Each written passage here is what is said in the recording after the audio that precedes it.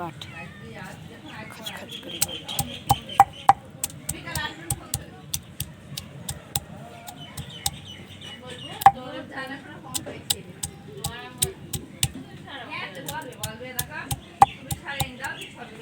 ওদিকে মা শিলনোড়াতে আদা রসুনটা বাটছে আর উনানে আমি ভাতের চালটা বসিয়ে দিয়েছি।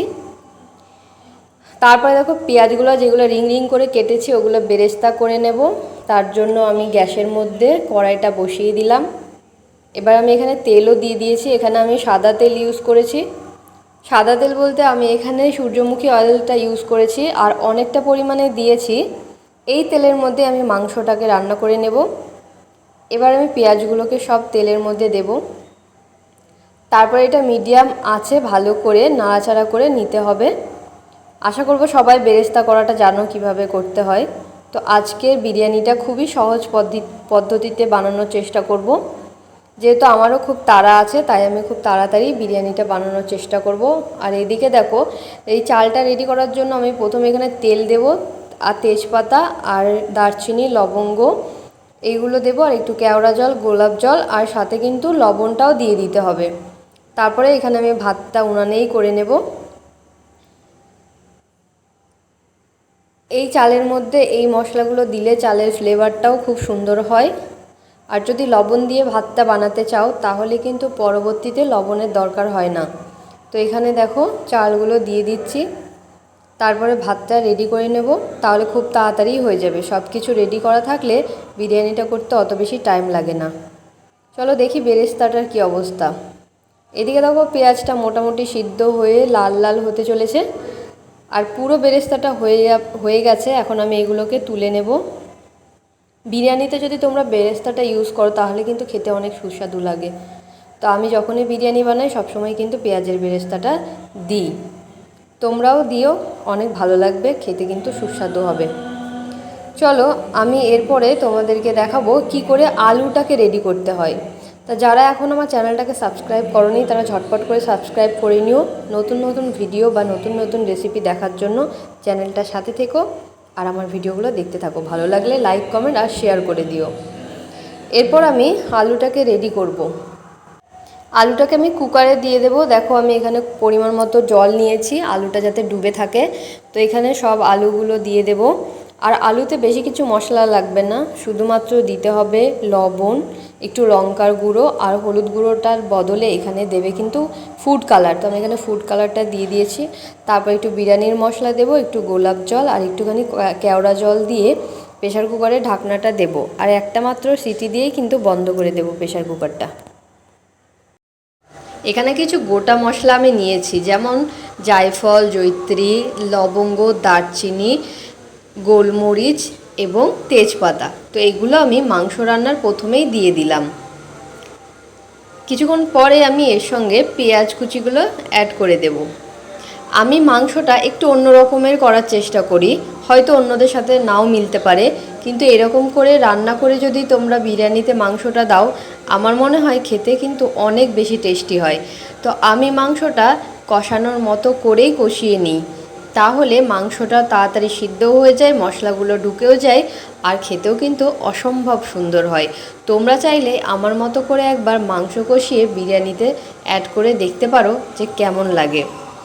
তো এখানে আমি মশলাগুলো কষিয়ে নিয়েছি। মাংস রান্না করার জন্য যেমন মশলা দিতে হয় এই বিরিয়ানির মাংসতেও কিন্তু আমি সেম মশলাই দেব। এদিকে আমার ভাতও রেডি হয়ে গেছে। মাংসতে আমি কাঁচা লঙ্কা দিয়ে করব, কারণ আমি মাংসতে কোনো কালার আনতে চাই না।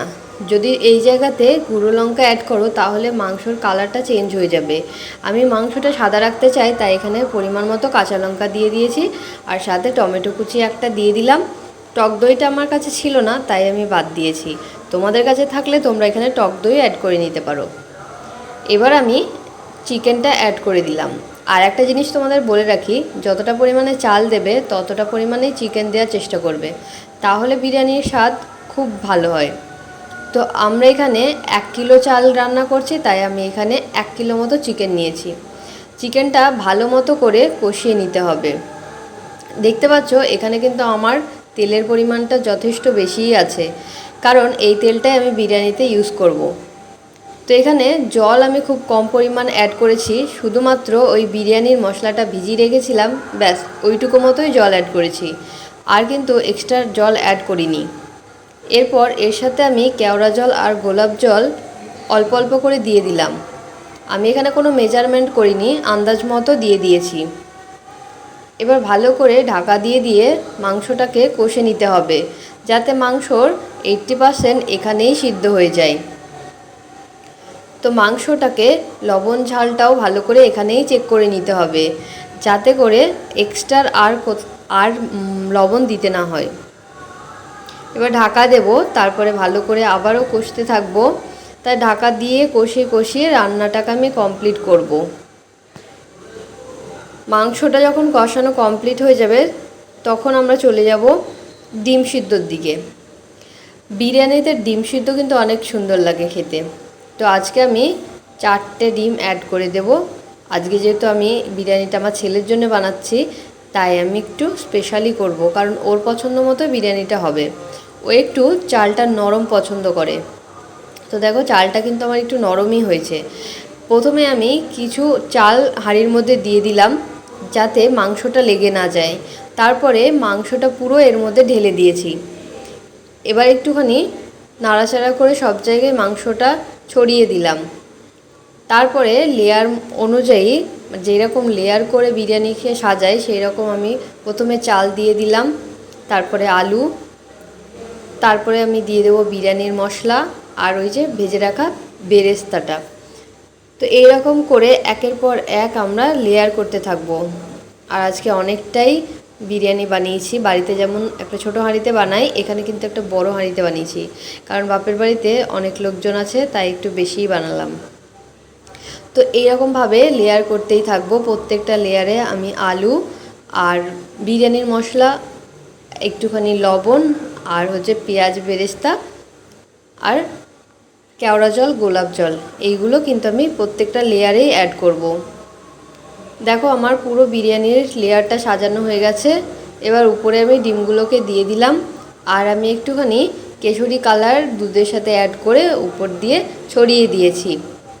আর তারপরে হাঁড়িটাকে ভালো করে এই যে ময়দা মেখে একেবারে টাইট করে ঢাকা দিয়ে রাখতে হবে, তাই আমি একটু ভালো করে ময়দাটা চারিদিকে লাগিয়ে রাখলাম, ব্যাস।